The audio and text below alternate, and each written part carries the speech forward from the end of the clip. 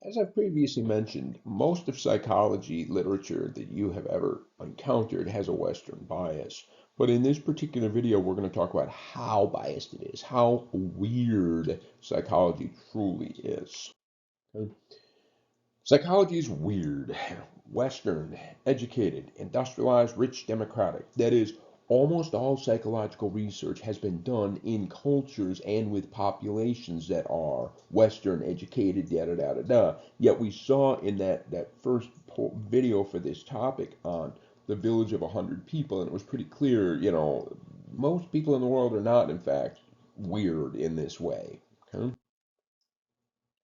We find that different thinking emerges in industrialized versus non-industrialized societies, in Western versus non-Western. Heck, even Americans versus other Westerners are different from each other.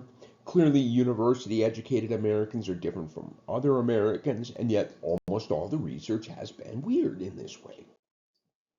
So you see 68% of participants in psychology are from America.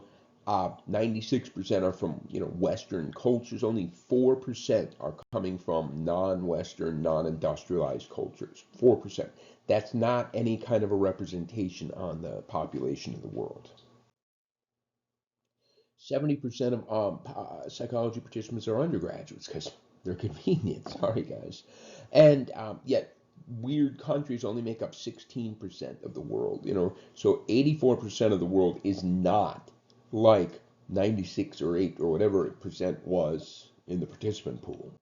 Uh, and so here's a really weird finding. Okay, in this finding, what we find is with the lines being shown here, the top line and the middle line. The middle line just appears longer than the top line. You can't stop seeing it. It looks longer. As we can see on the image on the bottom, when they make it in red and show the little dashed lines, they're identical to each other. Okay? But that doesn't change the fact that that middle line looks longer than the top line. And this phenomenon is really only the product of living in worlds that have square corners and square edges. You find people in non-Western cultures that have not been exposed to interior rooms such as this. They don't fall for this Mueller-Lyer illusion. Yet it's so strong in Western samples, we can't not see it even when we know it's true. You find some other major differences between Western and non-Western societies. That is, here in the West, we tend to have an independent self-concept. That is, we think of ourselves in ways that are different than most cultures around the world use an interdependent self. Motivation for self-enhancement. Yeah, Western samples are much more likely to brag, much more likely to try to self-promote themselves. Western samples are more likely to view romantic love as the appropriate basis for marriage.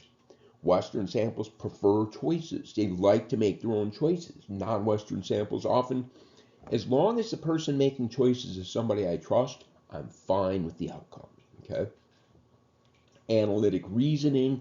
We'll find analytic reasoning versus holistic reasoning. Asians tend to use more holistic thinking. Westerners tend to use more analytic reasoning. Even justice-based morality, the way that we define right and wrong, the way that we determine what's fair. Okay, so we find this is a word which I mentioned in the first video when referring to the Samdia, ethnocentrism, the tendency to judge people based on your own culture. As I said, the tendency to view the world, your culture is the normal, or your culture is the best, or perhaps at the most extreme, your culture is the only acceptable way of performing a behavior or action. So even within weird samples, each and every individual is a product of a unique combination of cultural components. The country of origin, so we might say, oh, I'm American, okay, but at the same time, your ethnicity will give some part of your cultural identity, and your gender will contribute to your cultural identity. And perhaps disability status or sexual orientation might build into your cultural identity. So you are a product of your culture, But even if you are American, you are still the product of a unique culture.